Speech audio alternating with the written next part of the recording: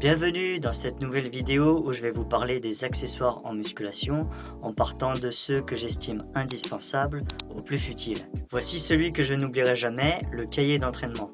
J'étais souvent seul à en avoir un quand je m'entraînais en salle de sport. Il va vous permettre de noter la liste des exercices pour chaque séance, le nombre de répétitions, le temps de repos que vous utilisez pour tel mouvement, qui est amené à évoluer en fonction de la difficulté que vous avez ressentie au moment où vous avez fait votre série. Pour évaluer cela, j'aime bien mettre quelques annotations en écrivant si ma série a été facile, moyenne ou vraiment dure. Et pour plus de précision, je mets parfois une note de difficulté de 1 à 10. En dessous de 5, cela veut dire que j'ai encore beaucoup de marge, et au-dessus, mon analyse est encore beaucoup plus précise. C'est-à-dire que si je mets la note de 7, cela veut dire qu'il me reste encore 3 répétitions possibles avant d'atteindre la note de 10 qui représente l'échec. Je n'utilise pas d'application pour noter mes séances, mais j'en ai testé une qui est vraiment bien, c'est l'application SP Training, et elle est très pratique si vous ne maîtrisez pas l'utilisation des cycles de progression.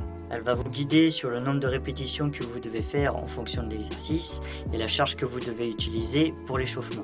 Il me semble qu'il y a un mois d'essai gratuit, je vous mets le lien en description si vous souhaitez aller découvrir.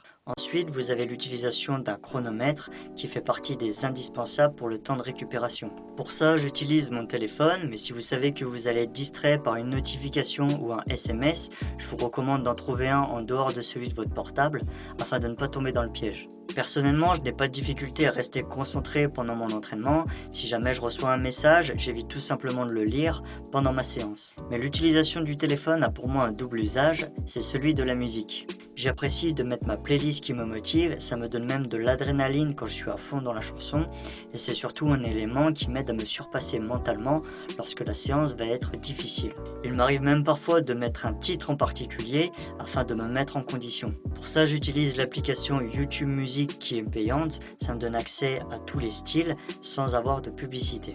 Et c'est plutôt agréable de ne pas entendre toutes ces annonces, l'abonnement est à 13 € par mois. Je sais qu'il existe d'autres moyens gratuits, moins légaux d'avoir de la musique, mais puisque je m'en sers au minimum 4 fois par semaine, c'est une dépense qui est très utile. La qualité du son est également importante pour moi durant l'entraînement, et pour ça je vous recommande la mini enceinte Bluetooth de la marque JBL. D'ailleurs, si vous souhaitez partager votre liste de musique pour l'entraînement dans l'espace commentaire, je suis preneur, je vous partagerai la mienne en retour avec plaisir si ça vous intéresse. Arrivent ensuite les Fat Grips qui permettent d'avoir une prise plus épaisse. Je les utilise sur les barres à dips car le diamètre de la barre n'est pas très épais et il m'évite d'avoir mal à la paume de la main quand je suis en appui dessus. J'ai remarqué qu'avoir une prise plus épaisse m'aidait à être plus fort. Je suis actuellement lesté à 7 kg pour 10 répétitions. Maintenant, si vous avez des tensions sur un muscle dans des zones bien précises, l'utilisation d'une balle d'automassage va vous permettre de les enlever afin d'être plus performant à l'entraînement. Et le côté pratique, c'est que ça ne prend pas beaucoup de place, vous pouvez donc l'emmener partout. Comme accessoire d'automassage, vous avez aussi les rouleaux, d'ailleurs j'en ai deux. Celui avec des gros pics pour masser l'ensemble du muscle et un autre plus lisse pour travailler le pontage au développé couché. Ce travail de pontage sera nécessaire si jamais votre dos se retrouve complètement à plat durant l'exercice. Et si vous souhaitez plus de détails à ce sujet, je vous invite à regarder cette vidéo. Pour le squat, j'utilise la ceinture quand la charge devient lourde afin de continuer à progresser tout en gardant la bonne exécution. Elle sert à renforcer le gainage. Puis on arrive aux élastiques, j'en utilise un pour réaliser des exercices d'isolation, comme les écartés debout puisque je n'ai pas de poulie, ou un mouvement d'inclinaison pour entraîner les obliques. Puis je m'en sers également pour faire quelques étirements que j'avais déjà parlé dans cette vidéo, si vous souhaitez aller les découvrir. Dites-moi en commentaire si vous utilisez des accessoires que je n'ai pas cités dans la vidéo. N'oubliez pas de me mettre un petit pouce bleu pour m'encourager, de vous abonner.